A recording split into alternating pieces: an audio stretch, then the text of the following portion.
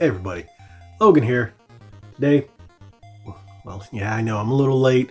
Jumped on the bandwagon a little late, but I'm glad I was able to pick this up. So, you guys have seen it before, but I did get the deluxe edition, the limited edition, if you will, and that is the Nitro Deck from. I heard this is pronounced cracked, CRKD, cracked. I just thought it was CRKD, but nope, I heard it was pronounced cracked.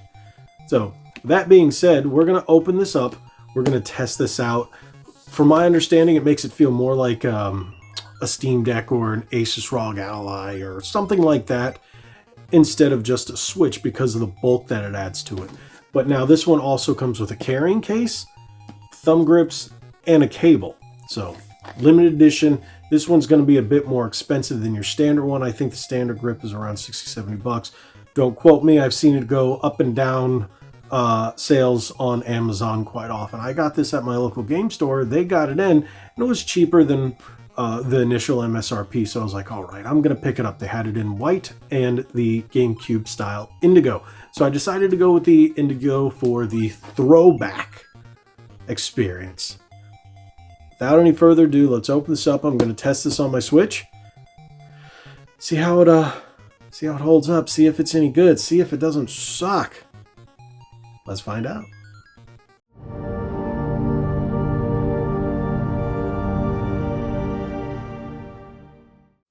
Here we go. Nitro Deck Limited Edition Retro Purple with carry case means indigo. As you can see, the face buttons are the Switch layout with GameCube colors. You got the right stick being the yellow like the GameCube right stick, and everything else being gray. Let's take a look at the back real quick. So, as you can see, thumbstick caps, 8.2 foot USB cable, carry case, and then the grip itself. A couple of little features: Hall effect thumbsticks, built for comfort, ultra low latency, remappable back buttons, swappable thumbsticks, motion and vibration support. That's a cool thing. That's fine. Don't use any of that, but hey, you got that. Stand on the back, mappable buttons. I hate those things, so I won't be using those, but we all know that people love those things these days. Not me. So here we go. This is pretty nifty.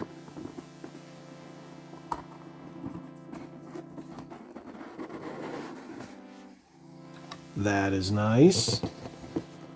You got your little QR code on the top. Don't know what that is, why that's there. All right,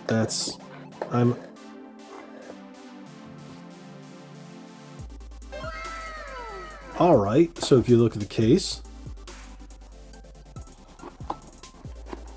cable, cleaning cloth, different style sticks.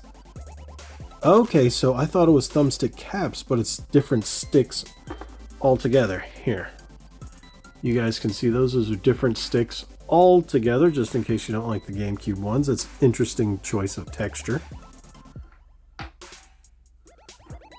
Your standard Type-C cable.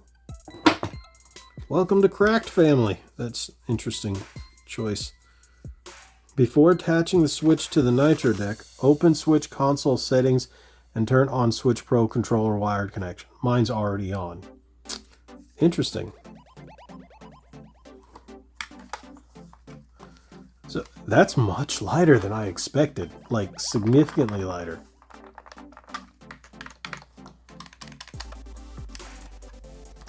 So this was the only thing that I've heard can be an issue.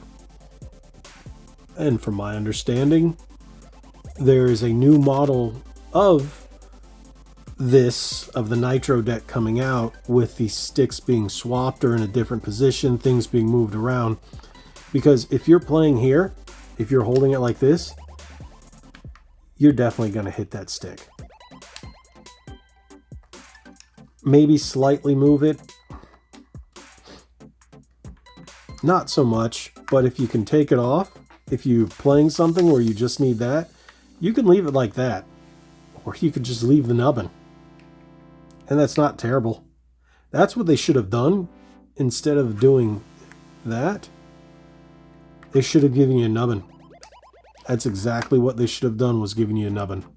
Because if they gave the nub right there and left it, perfect. That would have been perfect. Felt very GameCube-esque. And I think that would have been okay. I really think that would have been fine.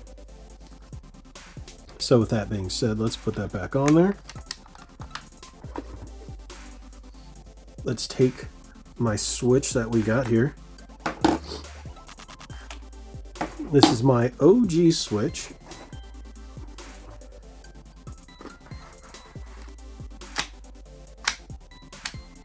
Oh, that slides in there right nice. Turn that on. Paired right away. That is nice. That gives it some nice weight to it. No! Just start the software.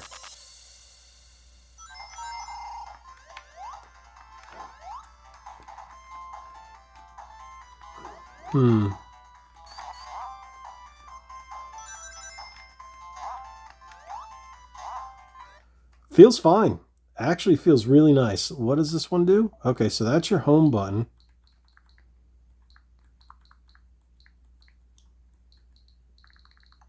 Interesting.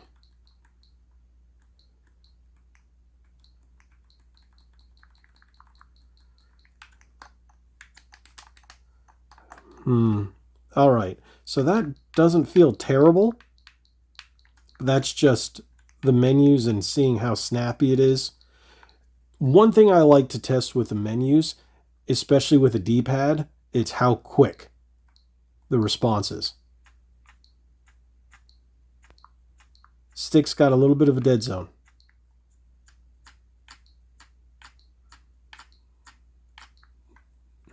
Little bit. But that's just for the menu. We are going to test out a first-person game. Just like I always do, it will be Crisis, but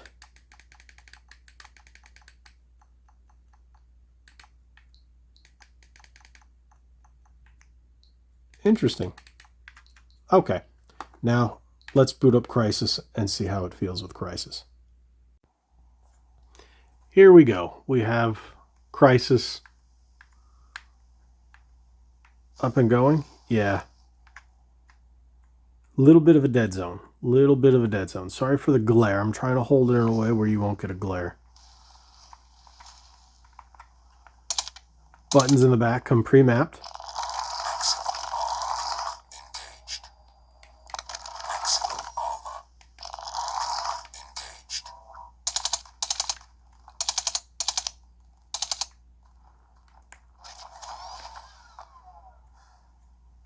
Little bit of a dead zone.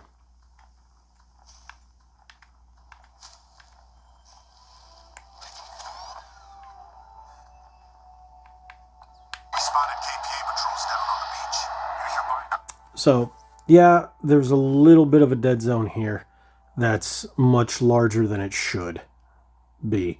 So you're going to push, and then start moving. I don't know if anybody else had that issue, but mine has a rather bit of a dead zone that's much larger than it should be. With that being said, everything else feels fine. I really don't have a problem with this. It didn't seem to bother me. Sorry about the reflection of the screen. I keep doing that. So let's try it with the OLED.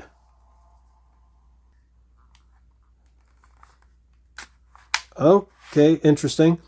So you're going to have to push this, and then you can slide it right out, but that means you have to put your fingers on the screen. Not a big fan of that. Now, let's go and try the OLED, which is even more reflective. And this is my red one, so it's going to look quite funny on this. But here, let's pop it in. That's very satisfying pop. It's funny, you got indigo with one red line on the top. So that doesn't look bad at all. In the OG or the OLED, of course it looks better with the OLED.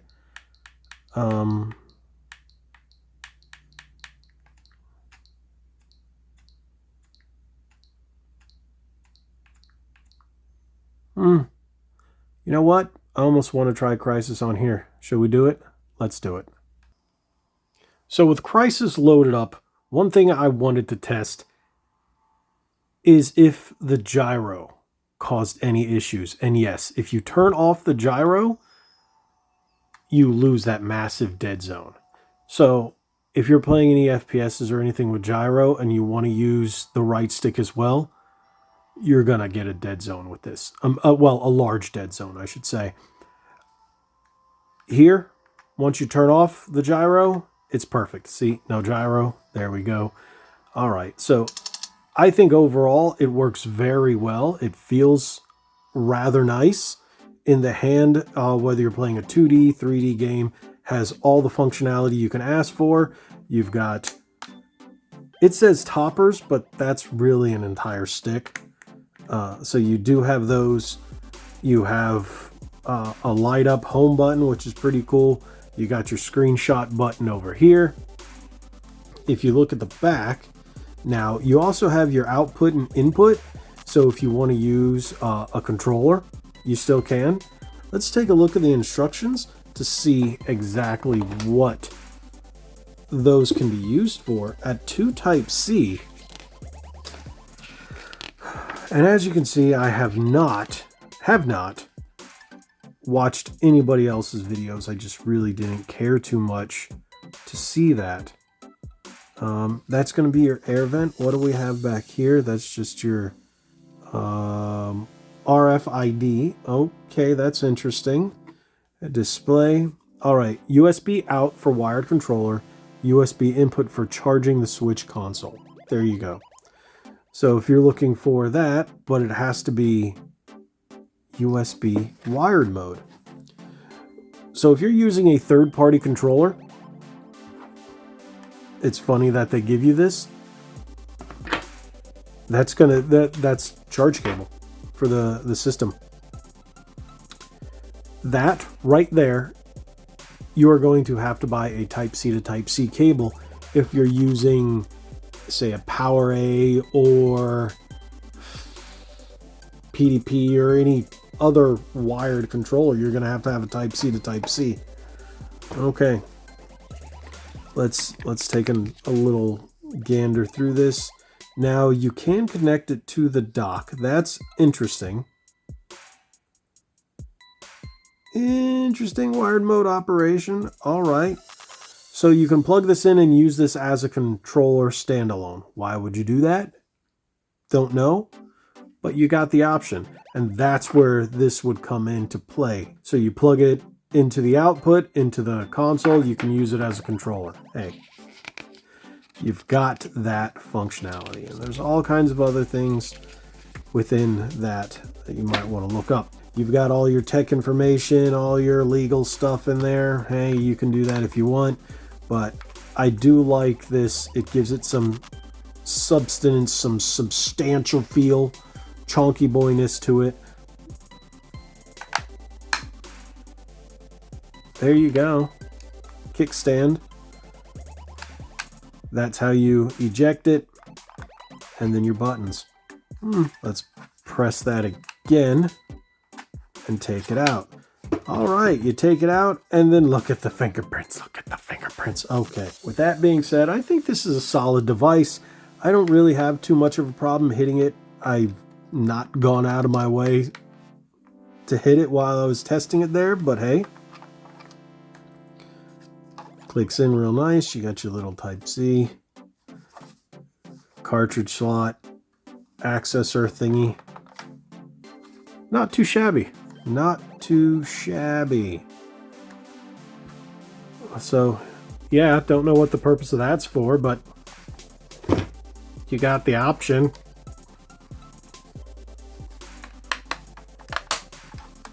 What are your guys' thoughts on this? I think it looks nicer with the OLED in it over the standard Switch, but hey, it's whatever you have. As you can see the gold that I have for the decal on the back. I think it's a nice little piece. I think it's a nice little device. I like the fact that it comes with a case. Standard version doesn't come with a case. makes it easier to take with you if you are traveling. I have been traveling much more lately than I ever have, and I thought having something like this could definitely be a plus, especially since this case has all the nice little holdy things. I think this is a solid grip. Going to be playing my Switch this way for quite some time just to see how it goes, and then when the V2 comes out, I'll try that. Unless Cracked wants to send it to me, I'll still try it then. But thank you guys so much for watching. If you haven't already, hit that subscribe button, hit that like button, share this video. Tell me what you guys think about this. Have you picked one up? Out of the box, testing it, I'm going to give it a B. I do like the fact that the buttons feel nice. I like the rumble. The sticks, I wish it had a nub. These sticks could be a little better. I think that's what bothers me the most about it, are the way the sticks feel. The D-pad's okay. Nothing fancy. Not a big fan of sharp edges. Otherwise, I think it's a solid piece. That's why I'm going to give it a B. On a revision, smooth out the D-pad.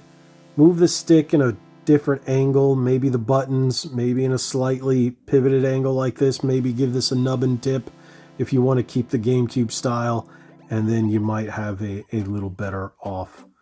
Maybe even put both of them a little slanted in, buttons out, maybe a little wider.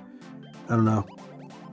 Not 100%, you know, on board with like this is the greatest thing ever, hence the grade on that. Tell me what you think about this down in the comment section below, and God bless, and like we always say, be legendary. Thanks again.